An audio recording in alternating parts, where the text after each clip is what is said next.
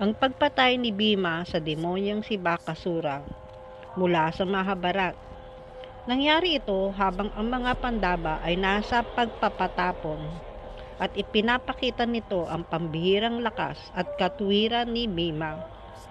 Matapos makatakas mula sa tangkang pagpatay sa kanila sa bahay na gawa ng barnis, nagkunwaring mga Brahmin ang mga Pandava at ang kanilang inang si Kunti upang makaiwas sa mga kaaway.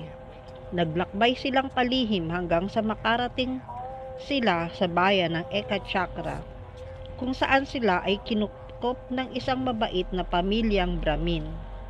Namuhay sila sa pamamagitan ng pamamalimos at kalahati ng mga nililikom na pagkain ay napupunta kay Bhima dahil sa kanyang malaking pangangatawan at lakas. Ang bayan ng Ekachakra ay pinahihirapan ng isang demonyong kumakain ng tao na nagngangalang Bakasura na naninirahan sa isang kuweba sa kalapit na kagubatan. May kasunduan ang mga mamamayan sa kanya. Bawat linggo, kailangan nilang magpadala ng isang kariton ng pagkain, 2 kalabaw at isang tao na napipili sa pamamagitan ng bunutan. Kapalit nito, hindi niya ginagambala ang mga natitirang mga tao sa bayan. Isang araw, narinig ni Kunti ang pag-iyak ng pamilya ng Brahmin na kanilang tinutuluyan.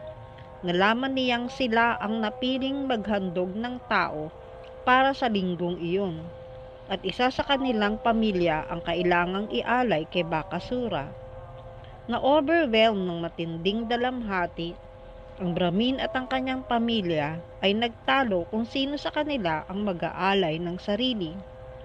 Ang batang anak, habang hawak ang isang dahon ng damo, ay buong tapang ngunit inosenteng nag-alok na siya na lamang ang haharap sa demonyo. Nahabag si Kunti sa kanilang kalagayan at sa tapang ng bata, kaya't napagpasyahan niyang suklian ang kabutihan ng pamilya. Ibinunyag niya sa Brahmin na mayroon siyang anak na taglay ang pambihirang lakas at handang pumalit sa kanila. Bagamat nag-aatubili ang Brahmin na hayaang mamatay ang kanilang panauhin para sa kanila, nakumbinsi siya ni Kunti sa pamamagitan ng pagtitiyak sa kakayahan ni Bhima, nang hindi pa rin isinasapubliko ang kanilang tunay na pagkakakilanlan. Buong sigla namang tinanggap ni Bhima ang utos ng kanyang ina. Nilagyan niya ng pagkain ng kariton at habang papunta sa kagubatan, nagsimula siyang kumain ng mga dala niyang pagkain. Pagdating niya sa kuweba ni Bakasura, tinawag niya ang pangalan ng demonyo. Nang lumabas si Bakasura, nadatnan niya na si Bhima na kalmadong tinatapos ang kanyang pagkain. Kaya't nag-alab siya sa galit. Sumugod ang demonyo at sinugod si Bhima, ngunit hindi siya pinansin ng Pandava hanggat hindi niya natatapos ang pagkain.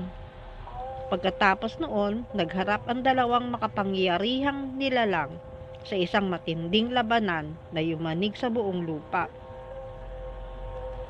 Binunot nila ang mga puno at pinaghahampas ang isa't isa hanggang sa tuluyang malagas ang buong kagubatan. Pagkaraan, iniwan nila ang kanilang mga sandata at naglaban, gamit naman ang kanilang mga kamao. Bawat isa ay nagpapalitan ng mabibigat at mabagsik na suntok.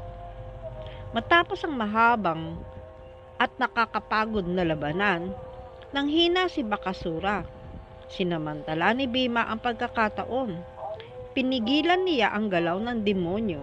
Iniluhod niya ito. Itinukod ang tukod sa likod nito at binali ang gulugod ni Bakasura sa dalawa, na agad nitong ikinamatay. Ang pagkamatay ng demonyo ay nagpalaya sa Ekachakra mula sa matagal nitong takot at paghihirap. Nang dumating ang mga kamag-anak ni Bakasura, pinangakuan nila si Bhima na hindi na muling kakain ng tao.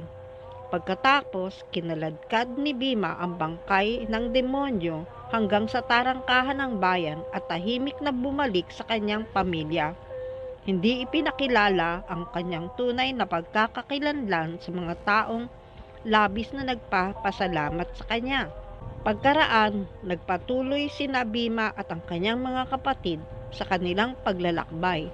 Dala ang bagong tagumpay na patunay ng lakas at kabayanihan ng mga Pandava.